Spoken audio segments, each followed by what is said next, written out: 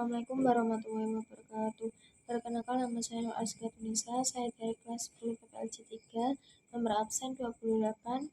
Saya akan membuat tugas remedi 3 PPLJ. Modul 4. Peranti dan alat bantu pengembangan. A. Ragam sistem operasi.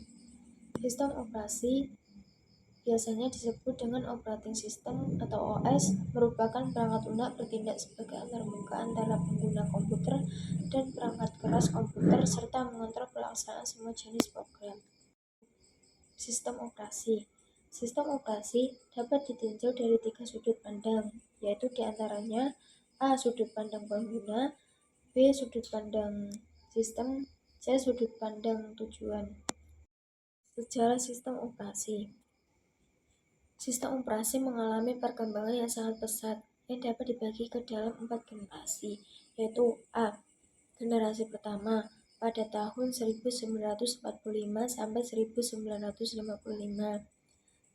Yang B. Generasi kedua yaitu sampai pada tahun 1955 sampai 1965. Yang C. Generasi ketiga pada tahun 1965 sampai 1980. Sedangkan D. Generasi keempat pada tahun pasca 1980-an. Pada generasi pertama merupakan awal perkembangan sistem komputasi elektronik sebagai pengganti sistem komputasi mekanik. Yang generasi kedua memperkenalkan batch processing system, yaitu job yang dikerjakan dalam satu rangkaian. Yang C. Perkembangan sistem operasi generasi ketiga ditandai dengan munculnya teknologi multiprogramming. Sedangkan yang D. Generasi keempat, sistem operasi sudah dipergunakan untuk jaringan komputer. 3. Layanan sistem operasi. Sebuah sistem operasi yang baik harus memiliki layanan sebagai berikut. A. Pembuatan program, B. Eksekusi program, C. Pengaksesan I atau ODBC, D. Pengaksesan terkendali terhadap berkas, E. Pengaksesan sistem, F. Fungsi pengaksesan. Komponen sistem operasi. Komponen sistem operasi terdiri atas 4 komponen utama, yaitu manajemen proses. Proses adalah sebuah program yang sedang dieksekusi. Sebuah proses membutuhkan beberapa sumber daya untuk menyelesaikan tugasnya. Sumber daya tersebut dapat berupa CPU, time, memori, berkas-berkas, dan perangkat-perangkat masukan atau keluaran berupa I atau O. Dan manajemen memori. Memori utama atau lebih dikenal sebagai memori adalah sebuah array yang besar dari word atau byte yang ukurannya mencapai ratusan ribuan atau bahkan jutaan. C. Manajemen sistem berkas. Berkas adalah kumpulan informasi yang berhubungan sesuai dengan tujuan pembuat berkas tersebut. Manajemen sistem berkas. Sistem operasi memiliki tanggung jawab sebagai berikut: pembuatan dan penghapusan berkas, pembuatan dan penghapusan direktori, mendukung manipulasi berkas dan direktori, memetakan berkas ke secondaries storage, membackup berkas ke media penyimpanannya yang permanen. 5. Jenis-jenis sistem operasi. Sekarang ini sudah ada banyak jenis sistem operasi dengan fungsi yang beragam. Dalam kehidupan sehari-hari, sistem operasi desktop dan sistem operasi mobil adalah 2 sistem operasi yang sering digunakan. Menjelaskan tentang sistem operasi desktop. Sistem operasi desktop adalah perangkat lunak yang mengatur dan mengelola operasi pada komputer desktop. Sistem operasi mobile adalah sistem operasi yang digunakan untuk mengatur sistem kerja hardware atau aplikasi pada perangkat mobile. Operasi berbasis desktop yaitu ada Microsoft Windows, Mac OS, Linux. Sedangkan sistem operasi berbasis mobile ada Symbian OS, ada BlackBerry OS, Windows Phone OS, Apple iOS, dan Android. B. Basis data.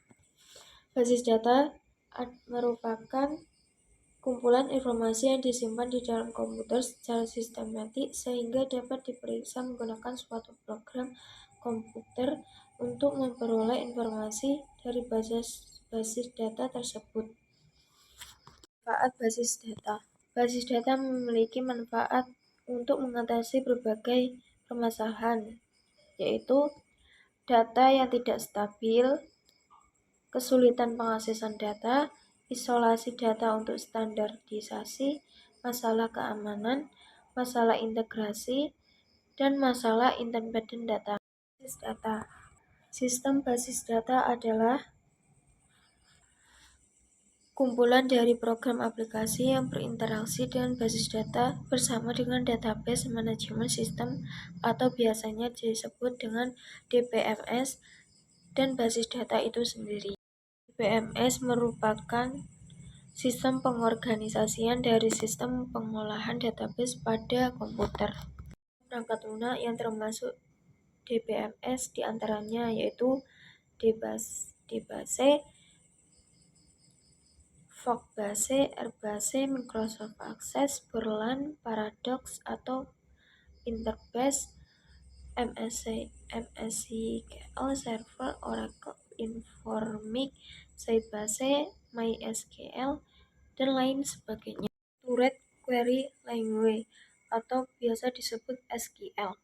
SQL adalah bahasa pemrograman untuk menyimpan dan memproses informasi dalam basis data relasional. Berikut adalah jenis-jenis SQL berdasar kegunaannya, yaitu Data Definition Language atau DDL. DDL digunakan untuk menentukan properti tambahan dari data. B. Data Manipulation Language atau DML. DML adalah bahasa yang memungkinkan pengguna untuk mengakses dan memanipulasi data. C. Data Control Language. Biasanya disebut DCL. DCL adalah bahasa SQL yang berkaitan dengan manipulasi dan hak akses pengguna. Operasi dasar basis data. Adapun operasi dasar-dasar yang dapat mengelola basis data sebagai berikut. A. Pembuatan basis data baru. B. Penghapusan basis data. C. Pembuatan tabel baru ke suatu basis data. D. Penghapusan tabel dari suatu basis data. E. Penambahan atau pengisian data baru ke sebuah tabel di sebuah basis data. 5. Basis data relasional. Basis data relasional adalah kumpulan titik data dengan hubungan yang telah ditentukan sebelumnya di antara titik tersebut. Komponen penyusun basis data sebagai berikut. A. Tabel. B. Kolom atribut. C. Baris. D. Domain. Memiliki nama dan terdiri atas baris dan kolom. Kolom yang terdapat dalam suatu tabel tidak boleh memiliki nama yang sama. Baris berisikan data dari sebuah objek. Domain adalah sekumpulan nilai-nilai yang dapat disimpan pada satu atau lebih kolom. Akses. Terdapat dua cara utama untuk membuat basis data, yaitu dengan design view dan dataset view. Design view adalah tampilan yang digunakan untuk mendesain struktur tabel atau mengubah skema tabel. Menggunakan design view memungkinkan untuk menambah atau menghapus atau mengubah kolom serta mengidentifikasi nama kolom, tipe data, panjang, dan pengaturan lainnya untuk masing-masing kolom. Query di Microsoft Access. Query adalah perintah yang digunakan untuk mendapatkan informasi dalam database dengan tujuan untuk melakukan tugas tertentu. Jika seseorang menggunakan query, dia bertanya kepada database, kemudian database akan merespon dengan informasi yang diminta. Pengolahan aset. Pengolahan aset dalam pengembangan game adalah proses penting yang melibatkan pembuatan, pengelolaan, dan integrasi berbagai elemen visual dan audio yang diperlukan untuk menciptakan pengalaman bermain yang menarik. Aset yang biasa dibutuhkan dalam pengembangan game meliputi model 3D. Yang biasa digunakan dalam pengembangan game meliputi model 3D untuk karakternya, objek dan lingkungannya, serta tekstur yang memberikan detail visual pada model tersebut. Selain itu, animasi digunakan untuk menghidupkan karakter dan objek, memberikan gerakan dan interaksi yang realistis. Pengembangan game diperlukan perangkat lunak manajemen aset game agar pengembangan game dapat berjalan dengan efektif dan efisien, yaitu sebagai berikut. 1. Efisiensi pengolahan aset. 2. Kolaborasi tim yang lebih baik. 3. Keamanan aset. 4. Skalabilitas. 5. Penyimpanan terpusat. 6. Memudahkan integrasi dengan alat lain. Pengguna atau biasanya user interface. Komponen dasar pembentuk antarmuka pengguna sebagai berikut. 1. Tata letak. Berikut beberapa hal yang harus diperhatikan dalam mendesain tata letak, yaitu 1. Ukuran, B. Perjalanan visual, C. Asimetris, D. Ruang, E. Superposisi, dan terakhir F. Grid. Aspek ukuran yang perlu diperhatikan adalah ukuran elemen antarmuka seperti tombol, teks, ikon, seperti jarak antara elemen tersebut untuk memastikan keseimbangan visual dan kejelasan informasi. Sebagai contoh dalam game RPG, perjalanan visual, tampilan yang diberikan akan lebih baik jika disesuaikan dengan urutan prioritas, artinya jangan memaksakan untuk membuat semua item menarik. Asimetris. Tata letak asimetris adalah tata letak yang meletakkan beberapa elemen secara acak untuk menampilkan kesan tak teratur. Ruang. Ruang tidak hanya sekedar area kosong, tapi juga membantu mengatur dan memisahkan elemen-elemen antarmuka dan untuk menciptakan tampilan yang jelas. Superposisi. Superposisi adalah teknik yang digunakan untuk menempatkan elemen-elemen antarmuka di elemen lainnya. Grid adalah kerangka kerja yang terdiri dari baris dan kolom yang teratur. Komponen warna. Warna untuk menciptakan antarmuka pengguna yang menarik. Dan selanjutnya adalah tipografi. Tipografi adalah seni dan teknik merancang, mengatur, dan menggunakan huruf untuk membuat teks menjadi lebih mudah dibaca dan lebih menarik. Yang terakhir yaitu grafik. Grafik adalah salah satu komponen dasar yang sangat penting dalam pembentukan antarmuka pengguna atau UI pada game atau aplikasi. Dasar algoritma pemrograman.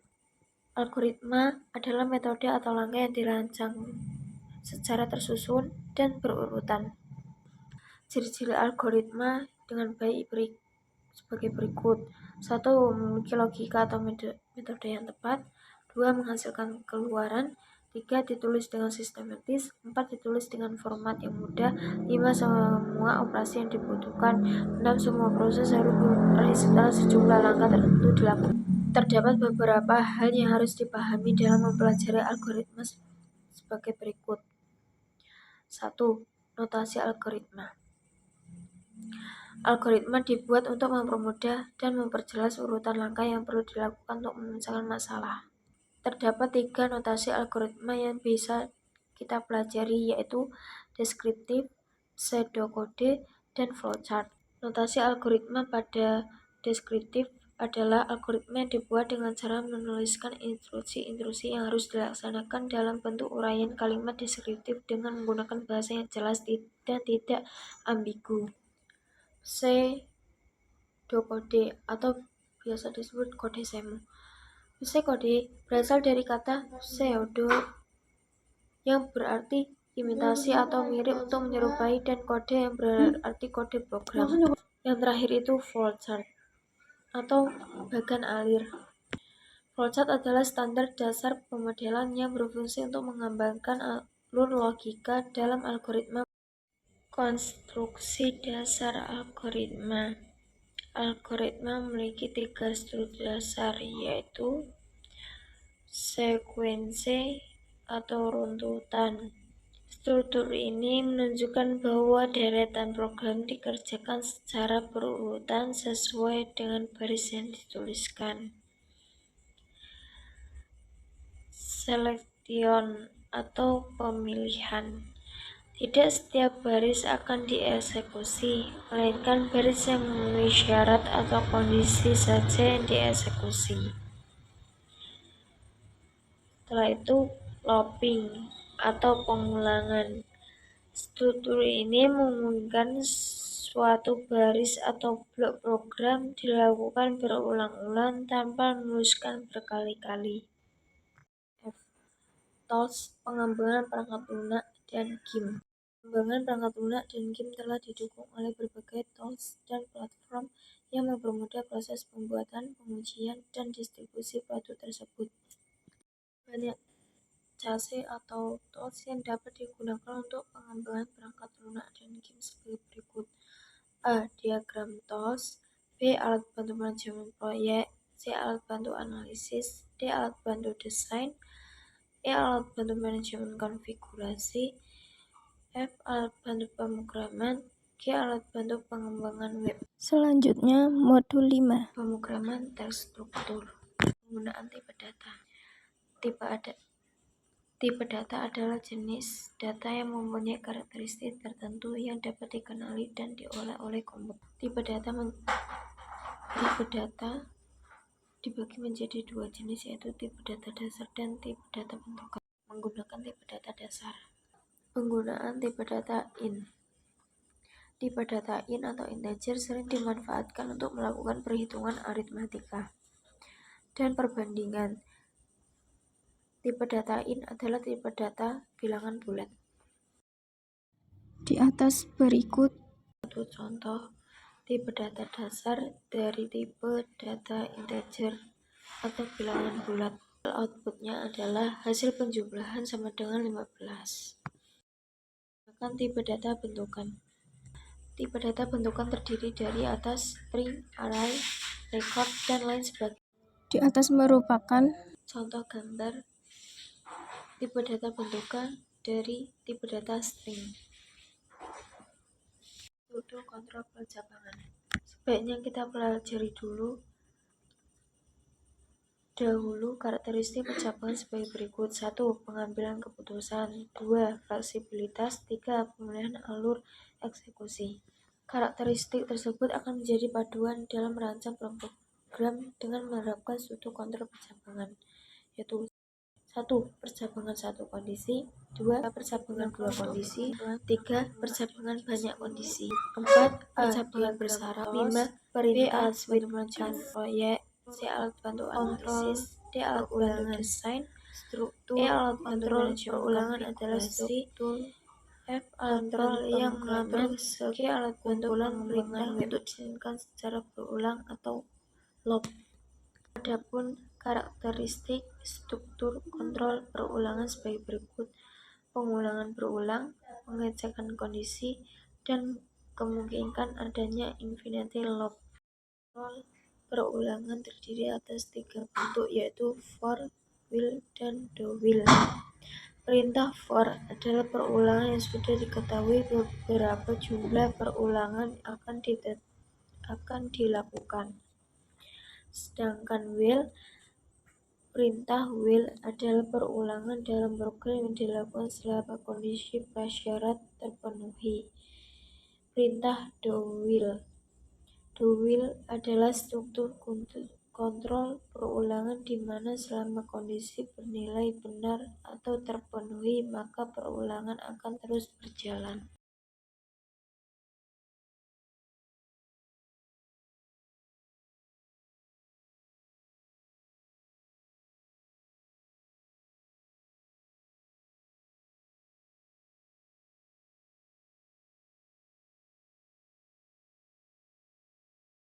struktur data statis. Struktur data statis adalah jenis struktur data di mana ukuran dan bentuknya telah ditentukan pada saat kompilasi sehingga tidak dapat diubah selama runtime.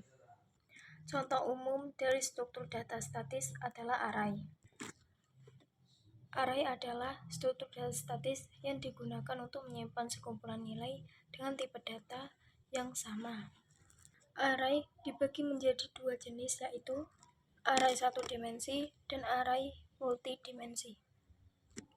Array satu dimensi adalah struktur data yang terdiri dari sekumpulan elemen memiliki tipe data yang sama, disusun dengan urutan linear dan diakses menggunakan indeks. Sedangkan array multidimensi adalah struktur data yang memperluas konsep array satu dimensi ke lebih dari satu indeks, memungkinkan penyimpanan data dalam format tabel atau matriks.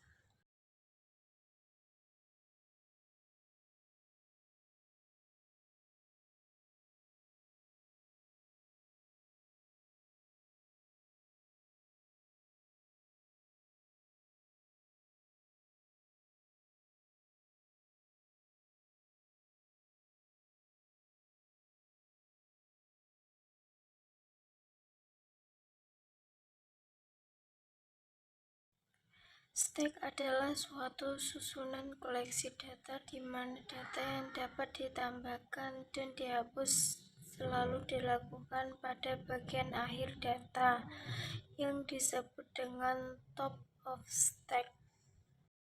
Operasi-operasi dasar dalam stack sebagai berikut: 1. Operasi pass, 2. Operasi pop, 3. Operasi pack, 4. Operasi empati.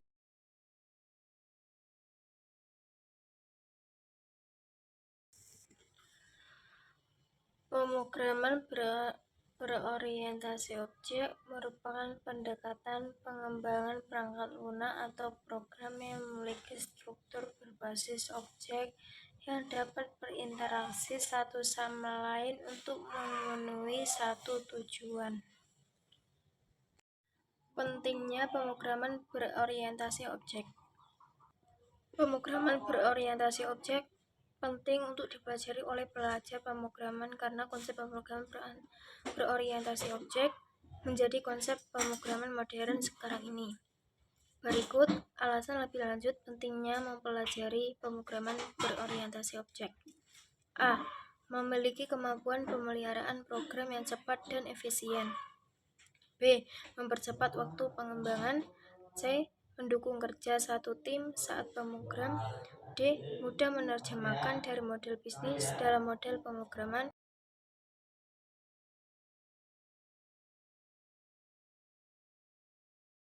Penerapan kelas, objek, metode, dan PKG.